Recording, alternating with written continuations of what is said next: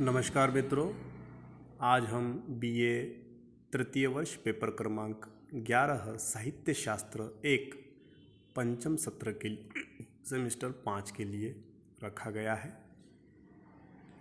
जो कि मुख्य विषय या मेन विषय के रूप में साहित्य शास्त्र 1 पढ़ाया जाता है।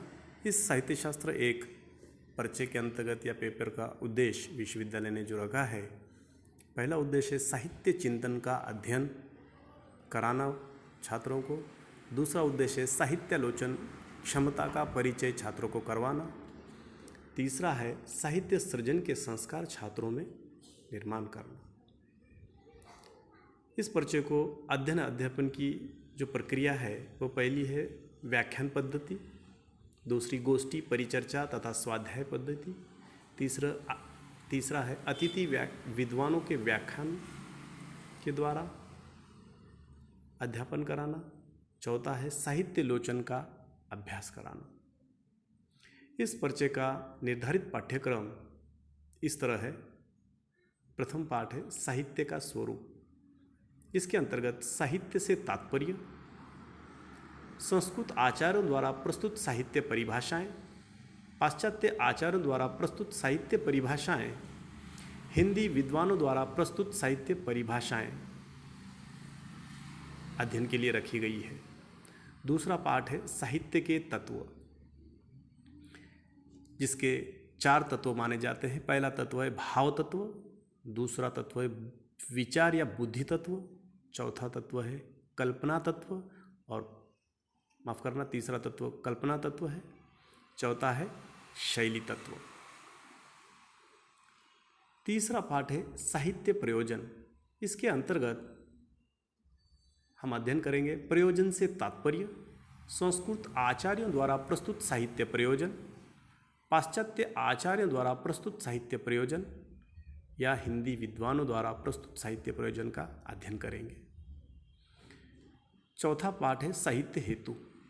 इस पाठ के अंतर्गत हम अध्ययन करेंगे हेतु से तात्पर्य, संस्कृत आचार्यों द्वारा प्रस्तुत साहित्य हेतु, पाश्चात्य आचार्यों द्वारा प्रस्तुत साहित्य हेतु, हिंदी विद्वानों द्वारा प्रस्तुत साहित्य हेतु का अध्ययन करेंगे। पांचवा पाठ है शब्द शक्ति विचार। इसके अंतर्गत शब्द शक्ति से तात्पर्य और शब्द शक्ति के भेदों पर प्रकाश डालेंगे, अध्ययन करेंगे। छठा पाठ है रस विचार। रस विचार के अंतर्गत रस का स्वरूप, रस भारतीय दृष्टिकोण से, रस पाश्चात्य दृष्टिकोण से, रस निष्पत्ति या रस सूत्र की प्रमुख व्याख्याओं का अध्ययन करेंगे। इसके साथ ही रस के भेदों का सामान्य परिचय, जिसके अंतर्गत श्रृंगार रस, वीर रस, करुण रस, रौद्र रस, भयानक रस, विभत्स रस, अद्भुत रस, शांत रस, भक्ति रस, वात्सल्य रस, अर्थात 9 रसों के साथ 10वां वात्सल्य रस का भी हम अध्ययन करेंगे। इस पर्चे का निर्धारित पाठ्यक्रम जानने के बाद इसके प्रश्न पत्र के प्रारूप पर प्रकाश डालेंगे या अंक विभाजन किस तरह है उसे हम देखेंगे। यह पर्चा कुल 50 अंकों के लिए आपको रखा गया है। इसका प्रश्न पहला यह संपूर्ण पाठ्यक्रम पर विकल्प सहित लघुत्तरी प्रश्न पूछे जाएंगे जो 10 अंकों के लिए होंगे। 2 प्रश्नों में से एक प्रश्न आपको लिखना होगा जो कि 10 अंकों के लिए। दूसरा प्रश्न है संपूर्ण पाठ्यक्रम पर विकल्प सहित दीर्घोत्तरी प्रश्न जो 15 अंकों के लिए आपको पूछा जाएगा। तीसरा प्रश्न है संपूर्ण पाठ्यक्रम पर विकल्प सहित दीर्घोत्तरी प्रश्न जो कि वह भी 15 अंकों के लिए पूछा जाएगा। चौथा प्रश्न है संपूर्ण पाठ्यांश पर टिप्पणियाँ जो कि 4 में से 2 लिखनी है। 4 पूछी जाएंगी, उसमें से 2 लिखनी है जो कि 10 अंकों के लिए है।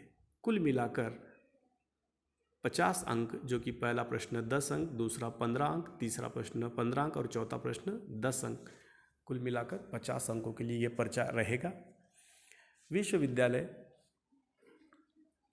इस तरह से यह पर्चे का प्रश्न पत्र का प्रारूप देकर परीक्षाएं लेती थी, किंतु विगत वर्षों में कोरोना महामारी के कारण ऑनलाइन या आभासी पद्धति से परीक्षाएं ली गई, जिसमें वस्तुनिष्ठ प्रश्नों के आधार पर, जो कि वह भी पर्चा 50 अंकों के लिए रखा गया है कुल, रखा गया था, जिसमें 25 वस्तुनिष्ठ प्रश्न पूछे गए थे। प्रत्येक प्रश्न के लिए 2 अंक दिए गए थे।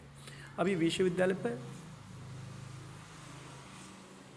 निर्धारित करेगा कि आगे की परीक्षाएं आभासी पद्धति से ली जाए या मैन्युअली पद्धति से। जिस तरह से ये मैंने आपको प्रश्न पत्र का प्रारूप बताया है, 50 अंकों के लिए पास होने के लिए आपको 20 अंक लेने होंगे। यदि आभासी पद्धति से भी अगर पूछे जाएंगे 25 प्रश्न 50 अंकों के लिए, उसमें भी आपको 20 अंक पास होने के लिए लेने होंगे।